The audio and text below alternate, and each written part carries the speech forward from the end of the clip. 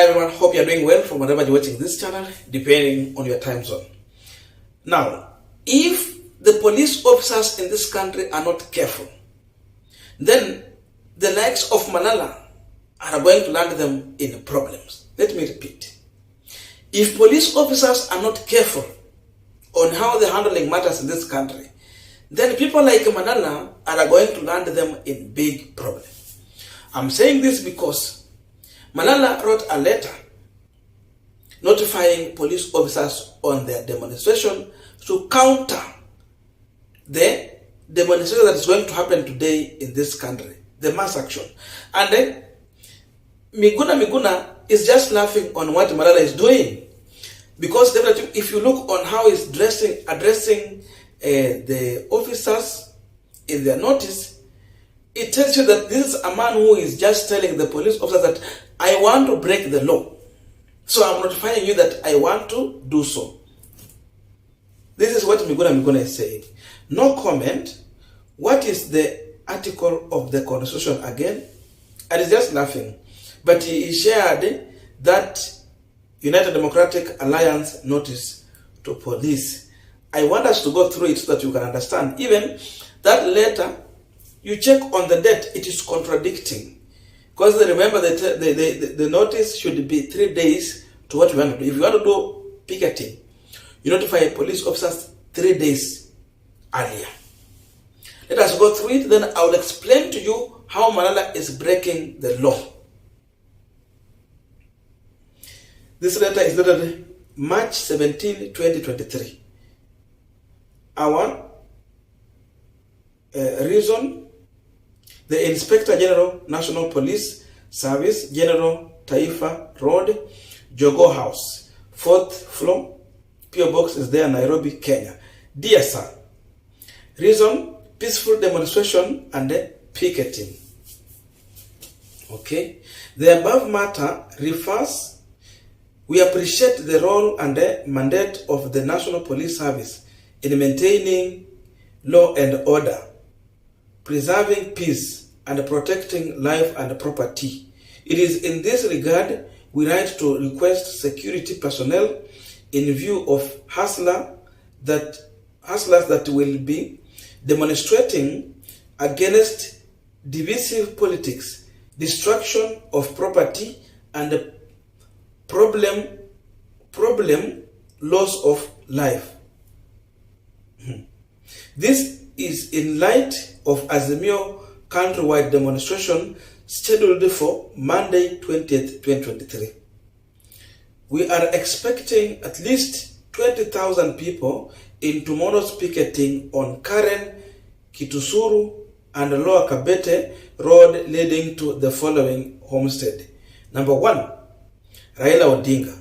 Listen careful. Number 2, Stephen Kalonzo Musyoka. Number 3, Martha Karua. Number 4, Eugene Wamalwa.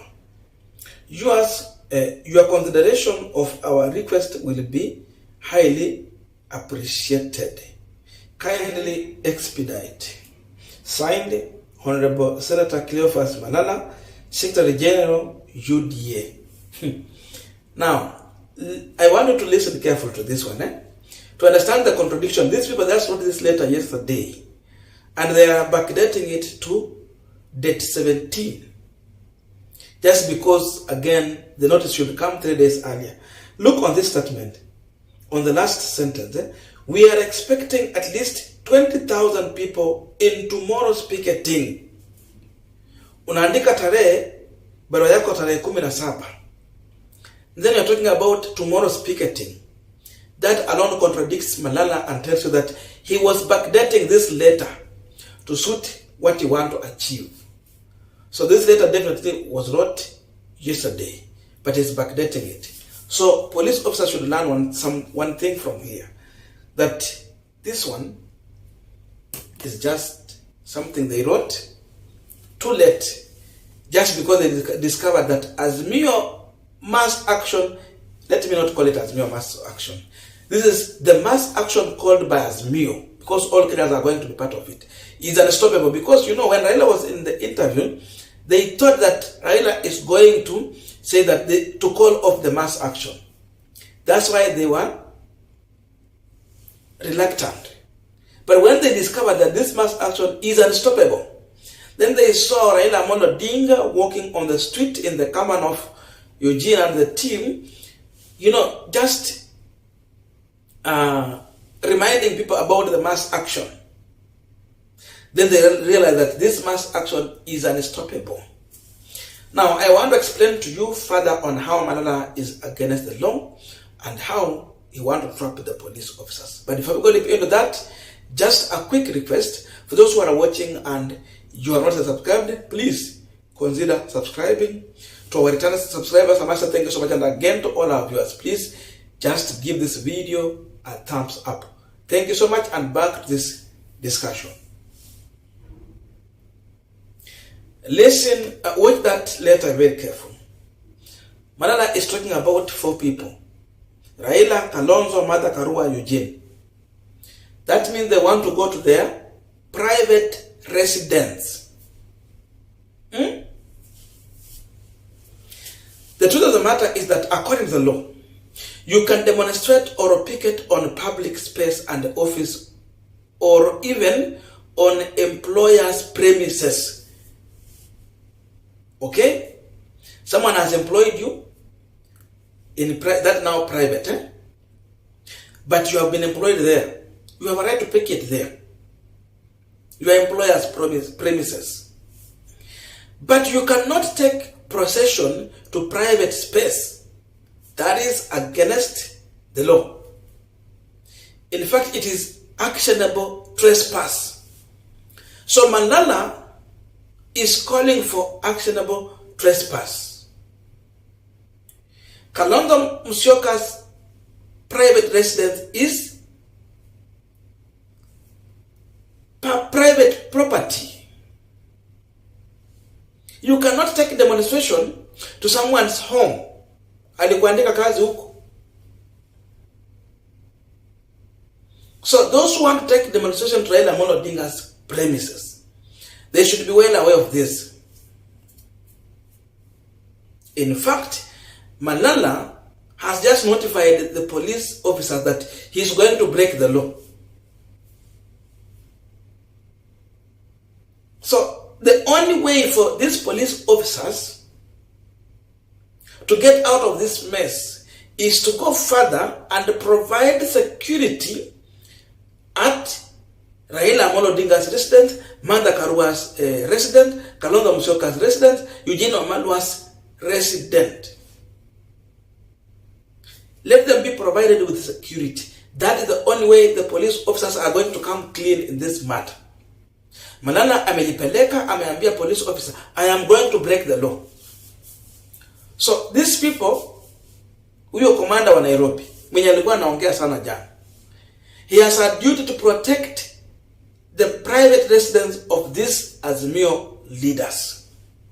And Malala has told the Kenya that he's going to break the law. So we are waiting for him to break that law. Watu wenye wanaishi kwa nyumba, in fact, let me tell you, for Gachagua, he has not moved to official residence of the deputy president in Karen. Angekuwa huko, pia watu ilifaa waende huko. But because he's staying in his private residence, sijui kwa nini amekatalia aende, ataki kwenda huko, ama anataka achukue pesa ya nini? Sababu kuna allowance. Anataka kula hiyo pesa iko inaenda kwa. These people are in business, I'm telling you. William Ruto is staying at State House. State House is a public property funded by people, taxpayers. Imejengwa kwa pesa ya wananchi na inalipwa na wananchi. So people have a right to go and picket there. Malala, kwa Raila Odinga si mahali pa serikali.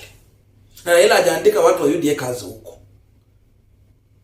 I'm telling you, Malala is preparing to take goons who have been paid to go and destroy properties of specific people because they don't agree politically. If you are looking for someone who is going to cause anarchy in this country, then that person is Malala. If you are looking for an anarchist, then that anarchist is Malala. Yes, let us say the truth. And if you are looking for a political party that is propagating anarchy in this country, then that political party is UDA party. Thank God it is not Kenya Kwanza condition. It is specifically UDA part. So ANC for the Kenya, ikuwe ni hizo zeme haziko hapo. This is purely UDA calling for anarchy. So they should be prepared for this.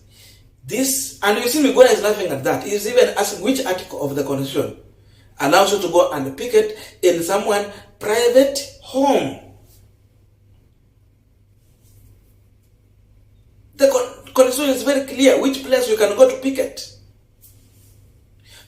It is public spaces and offices and on employers' premises. I have closed my story. See you in our next video.